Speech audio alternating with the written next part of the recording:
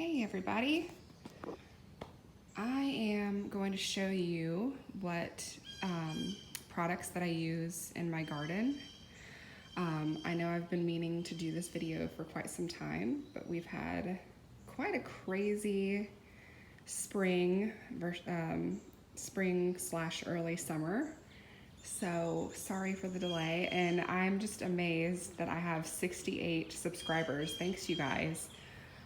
Totally did not expect that many people to actually take interest in my videos. So I am glad that there's lots of other gardeners out there like me who are plantaholics and obsessed with gardening and just love to do what I do.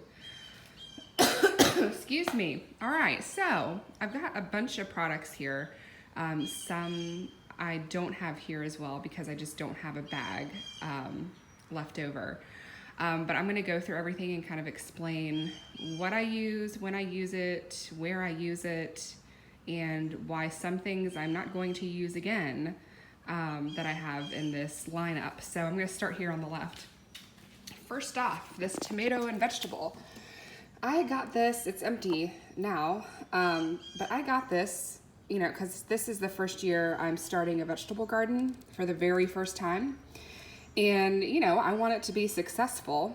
But when I was reading the ingredients, I like to go online and check things out and see what these things do. And I came across pyrethrins. Well, didn't realize that pyrethrins harm honeybees. So I will not be using this again, ever, because I just don't really want to do that.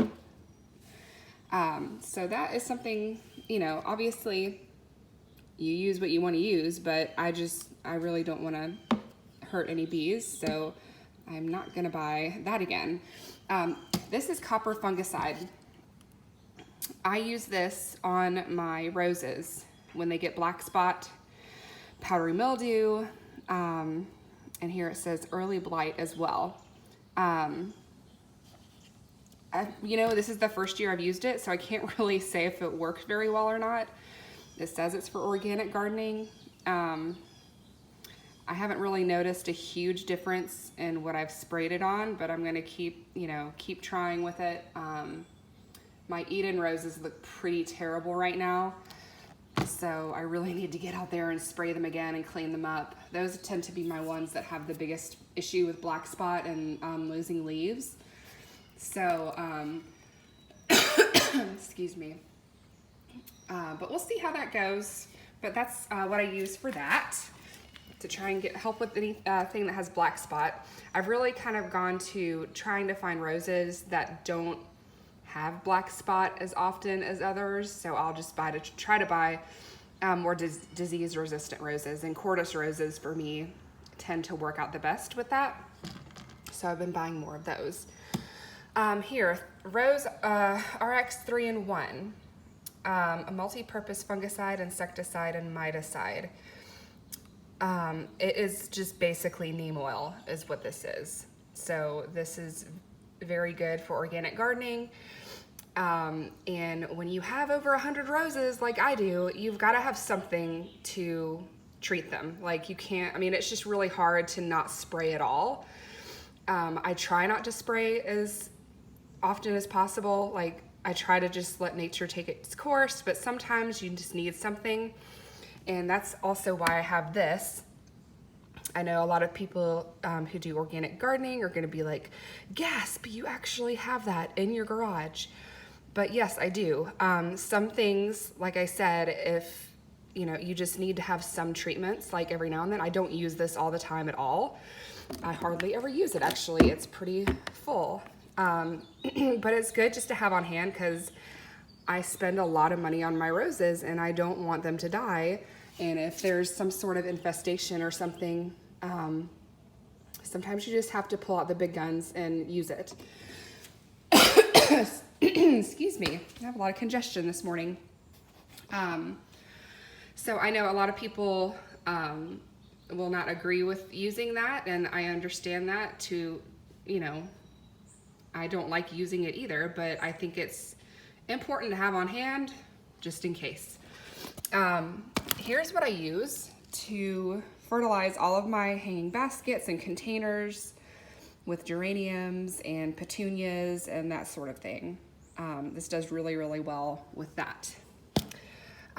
This is called Mills Easy Feed. I use this on my roses. I use it on annuals, perennials. It really works with just about anything. Really, really good stuff. Here's Dr. Earth Golden Bloom. This is like really, really full still. Oh my gosh, I can hardly pick it up like that. I use this sparingly because it is high phosphate, but it is nice to just give plants a little extra boost if they need it. I recently took a Master Naturalist course through our county extension and, learned about how phosphates are not good because they can run off into the water and create algae blooms and that sort of thing. So I've had this for like well over a year, but I do use it occasionally. There's really, no need to use it a ton, but it's nice to have. Here's Dr. Earth Pure Gold all-purpose plant food, and I kind of just use this every once in a while as well. This one's still not as full, but still has quite a bit in it. Oh, and this, I'll actually probably put this on my roses to kind of help give them an extra boost midsummer to try and get another flush out of them. So that is probably what I'm going to use for these two. This right here is called Mills Magic Rose Mix. It is like one of the best granular fertilizers that you can put on your roses. And it's actually official sponsor is American Rose Society. So you're going to get a good product when you've got that sponsorship for sure.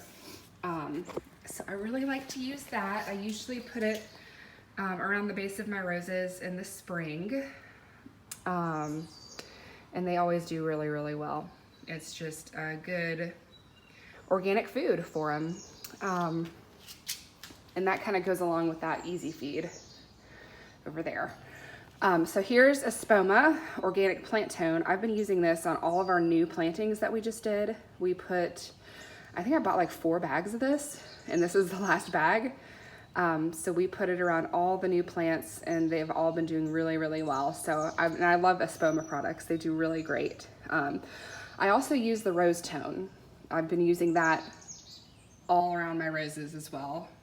Almost even more so than the Rose Mix, but that's because the Magic Rose Mix is a little bit harder to get. I've been ordering the Rose Tone on Amazon, and it's just a little bit easier to have shipped to the house. So I ended up using that more. Also, Dr. Earth Acid Lovers Organic Fertilizer. This is another one I use on all of my acid loving plants, like my hydrangeas, my camellias, azaleas, my maples, my gardenias. So I've been going through this a lot. It's really, really good stuff. And then this is kind of just something I picked up at Costco. This is actually all full. I will tend to just because it's easy to shake out and feed stuff. If I'm honestly, I'll just say it, if I'm being lazy one day and want to fertilize, but I just don't have time or it's hot out, this is really easy just to shake it over the plant that, looks like it may need a little something. And then, we're good to go. It's done. But honestly, I have a ton of fertilizers here, but I don't use the liquid ones or the granular ones very often. I may actually use this in some of my containers just because I'm out of that Osmocote stuff. And yeah, well, sorry about that. I dropped the phone. Really good skills here, guys.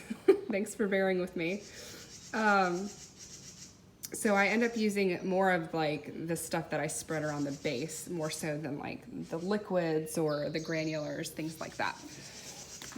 So anyway, that is kind of what I use. Dr. Earth is a great product. I love using their spray-on stuff. I used to use that a bunch last year. I haven't bought any this year. But these are all pretty good things except for the, that one that I mentioned. So, but hope you guys have a great day and hope this was helpful to you. And I will be doing another video right after this one of everything that's blooming in the garden right now. All right, talk to you soon. Bye.